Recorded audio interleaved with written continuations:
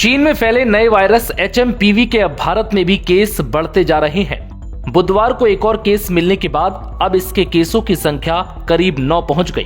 बेंगलुरु, नागपुर, तमिलनाडु में 2-2 और पश्चिम बंगाल, अहमदाबाद, मुंबई में HMPV संक्रमण का एक मामला दर्ज किया गया है। दरअसल महाराष्ट्र में बुधवार को इस वायरस का तीसरा केस मिला। मुंबई के हीरानंदानी अस्पताल में 6 महीने की बच्ची संक्रमित मिली है। उसे 1 जनवरी को खांसी, सीने में जकड़न और ऑक्सीजन लेवल 84% तक गिरने की वजह से अस्पताल में भर्ती करना पड़ा था। हालांकि अब बच्ची ठीक है। मुंबई में इस वायरस का ये पहला मामला है। मंगलवार को नागपुर में 2 केस सामने आए थे। यहाँ 13 साल की लड़की और 7 साल का लड़का संक्रमित मिला था। हालांकि इन्हें अस्पताल में भर्ती नहीं करना पड़ा। इलाज के बाद उनकी स्थिति कंट्रोल में है। HMPV केस सामने आने के बाद राज्यों ने भी सतर्कता बढ़ा दी है। पंजाब में बुजुर्गों और बच्चों को मास्क पहनने की सलाह दी गई है। इधर गुजरात में अस्पतालों में आइसोलेशन वार्ड बनाए जा रहे हैं। हरियाणा में भी स्वास्थ्य विभाग को HMPV केसेस पर निगरानी रखने के आदेश दिए गए हैं।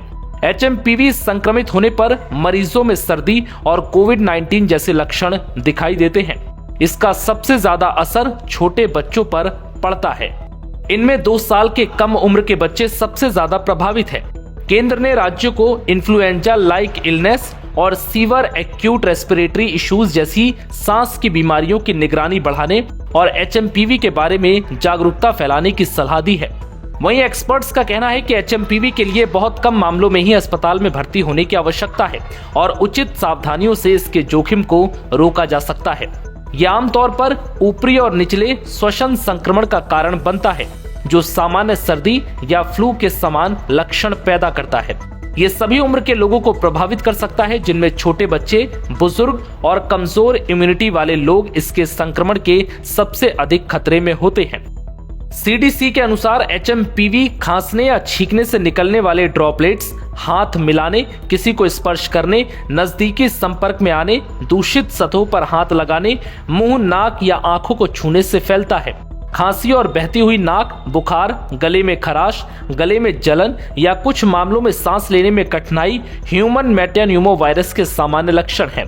कुछ मामलों में संक्रमण ब्रोंकाइटिस, निमोनिया या अस्थमा के लक्षणों में भी तब्दील हो सकता है। हालांकि केंद्रीय स्वास्थ्य मंत्री JP नड्डा ने चिंताओं को दूर करते हुए कहा है कि हेल्थ एक्सपर्ट्स ने HMPV वायरस के बारे में स्पष्ट किया है कि ये कोई वायरस नया नहीं है।